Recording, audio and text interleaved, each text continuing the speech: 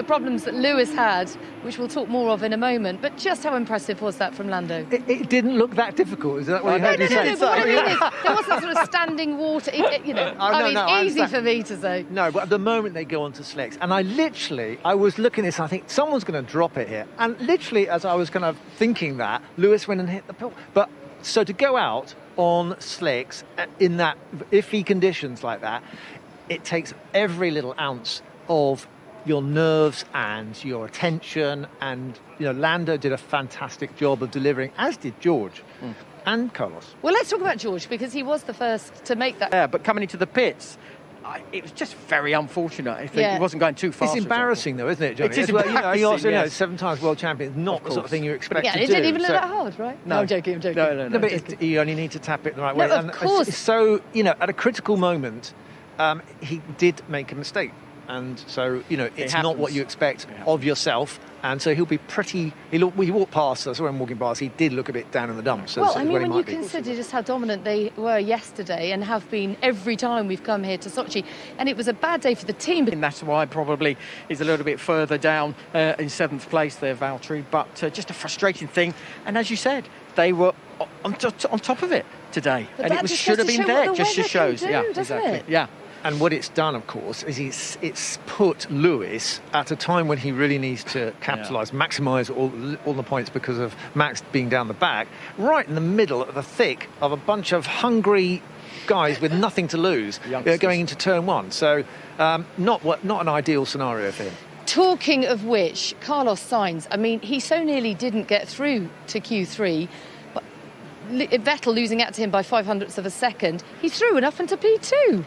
Yeah, great. I mean, it's an opportunity when you've got a drying track for all the drivers there. Little antenna goes up and goes, this is a great opportunity. Some make it through, some don't. But it's seat of the pants stuff, and terrific that he's managed to claw his way into Q3 and then deliver at the end. Fantastic for Ferrari. What a grid, eh? McLaren, Ferrari and Williams on the front row. What an incredible mix. Yeah. And just a word on Daniel Ricciardo, because he's up to P5 at a time when he missed most of yesterday. Everyone obviously missed this morning's session, but he had that power unit change, Johnny. Yeah. And he really wasn't feeling comfortable in that car, was he, today? No, he wasn't. And again, in a car that he hasn't been comfortable in all year. All right, had that win in Monza. But in these conditions, that's where you've got to have a little bit of feel with the car. That's how you got the best out of it. And to be honest, I don't think he should be very disappointed with a 5th position, because tomorrow, different situation, and I think he's in a very good position to get a good points.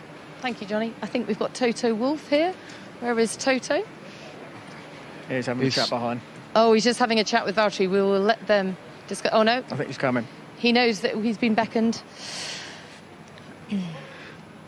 Thank you for joining us. Sorry to cut your conversation with Valtteri short. I mean, that was a tricky last few moments there. I mean, it all came down to the last few minutes and the last few laps. Yeah, it was. I need to go higher. Yeah. There's the situations which are really unfortunate. It's not even that we made a mistake or the drivers contributed to it. We were the first cars out in the session, and that's why we were in a sequence that either we would have aborted the last 2 runs on the intermediate to get 2 soft runs in, or, like we played it safe, finish the lap, which we did. And at the end, even without Lewis's kiss on the wall, we wouldn't have been able to do 2 laps. Toto, in a very tight championship battle like this, you just don't need these little things going wrong, do you? Because they're going to make the difference. So what do you give a team talk or anything like that, but at Mercedes, and say, listen, don't panic, everyone keep cool, we're doing it, we do it the way we've always done it, it'll turn out okay? I think today was no mistake, honestly. If you let me turn back, what we would change is maybe not go out first on the track, but go out a minute later. But knowing that this would have these consequences at the end is a crystal ball reading. So at the end of the day, it was unlucky. It cost us P1, P2 on the grid. Well, tomorrow is another day. It's expected to be dry. We know that this is a circuit where faster cars can overtake. So what can you do then? Can you still finish on the podium? Can you even win it? Yeah, I think with Lewis where he is, we can win it. And this should be the aim if everything goes well. And with Valtteri, when he starts from 7, there's other considerations we have at the moment. If he starts from 7, I think easily back onto the podium. That must be the target. Okay, thank you very much for your time. Sorry about today, but tomorrow, as we say, is another day.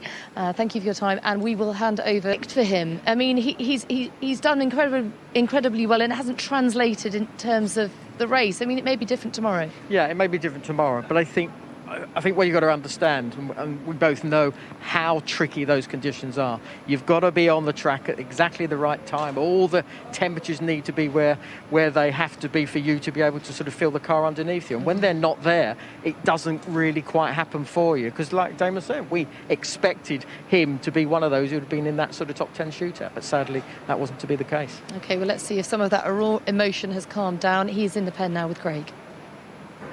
Today we did a bad job, yeah. Did you get blocked by George Russell? No, I didn't. Yeah, I got blocked a little bit, but it wasn't even the point. Like, honestly, we just should have been out there on new tires like most of the other guys, and we didn't do that, and it was we need to review why we decided to do that, but now it doesn't matter. We need to think about tomorrow and recover because, we need points. Thank you. Johnny, as a driver, how do you park that emotion and clear frustration directly with the team to go into tomorrow with a clear head? I think you've just got to sort of use that as an experience, because there are occasions, I think, sometimes a driver needs to make that call as well. And if he feels the tyres are that bad, you just have to say, I'm coming in, we need to change now. So it's an experience thing, I'm sure, that will pay dividends in the future. We know Pierre's going to be a good race winner, and he'll be able to, again, like Lewis, reset for tomorrow. OK, well, someone else who just missed out on Q3 was Sebastian Vettel. Let's hear his team radio now. Well, Damon, it says a lot about the car that he was that frustrated. You know, he was up in P5 in the practice session yesterday. It did promise more, didn't it? It did, and there's a lot of talk about luck, and bad luck and stuff here after this qualifying session. But it's funny, isn't it, how some people like Lando and George seem to capitalise on lucky situations, and that seems to me something that he's had to bear for a while. I think he feels like he's been unlucky a lot of the time, but, it's something still not quite all there with Sebastian's performance. I think he's underperforming. He's not got that ingredient. Maybe a little bit like Daniel as well, who's he's missing the key thing that sparks him up. How much can you create your own luck in these changeable conditions in Formula One?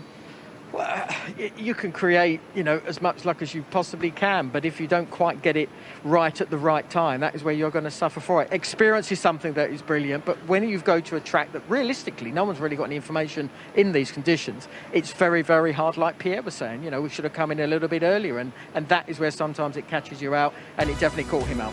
Well, it was Lando Norris who put it on pole, his first in the sport. He starts from pole position for the Russian Grand Prix tomorrow. Do not miss it. We are on air from 11:30, and after the break, it's Formula 2.